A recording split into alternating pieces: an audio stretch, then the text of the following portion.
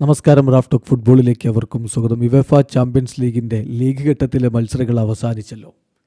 ഈ ലീഗ് ഘട്ട മത്സരങ്ങൾ അവസാനിക്കുമ്പോൾ ഇതുവരെ UCL താരമാരാണ്? വ്യത്യസ്തമായിട്ടുള്ള അഭിപ്രായങ്ങൾ പലർക്കും പറയാനുണ്ടാവും. പക്ഷേ കൃത്യമായ കണക്കുകൾ അവതരിപ്പിച്ചുകൊണ്ട് നമ്മൾ പറയട്ടെ, ഈ UCL ഇതുവരെ കൊണ്ടുപോയത് റാഫീഞ്ഞയാണ്. റാഫീഞ്ഞ തന്നെയാണ് UCL ഇതുവരെയുള്ള താരം. നോക്കുക, ഇപ്പോൾ ഇന്നലത്തെ കളി ബാഴ്സലോണ അറ്റ്ലാന്റയോട് 2-2 സമനില. ആ കളിയിൽ അദ്ദേഹത്തിൻ്റെ വക 2 അസിസ്റ്റുകളാണ്, 5 കീ പാസുകൾ. ആ കളിയിൽ അദ്ദേഹമാണ് ആ കാര്യത്തിൽ ഒന്നാമത്. 2 ബിഗ് ചാൻസുകൾ ക്രിയേറ്റ് ചെയ്തു. ആ കാര്യത്തിലും കളിയിൽ അവനാണ് ഒന്നാമത്. 4 ഷോട്ടുകൾ, 2 ഓൺ ടാർഗറ്റ്, 4 സക്സസ്ഫുൾ ക്രോസുകൾ. ആ കാര്യത്തിലും അദ്ദേഹമാണ് ഒന്നാമത്. ഇന്നലത്തെ അദ്ദേഹത്തിൻ്റെ റേറ്റിംഗ് 8.8 ആണ്.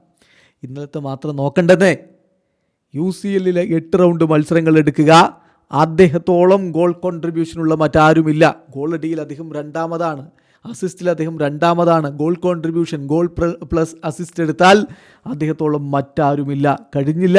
ഏറ്റവും അധികം കീ പാസുകൾ ഈ UCL ഇതുവരെ കൊടുത്തതാരാ? അത് റാഫീഞ്ഞയാണ്. അതുപോലെ തന്നെ ഏറ്റവും അധികം റേറ്റിംഗ് കളിയുടെ കാര്യത്തിൽ sofascore.com കൊടുത്തിട്ടുള്ള താരമാരാ? അത് റാഫീഞ്ഞയാണ്.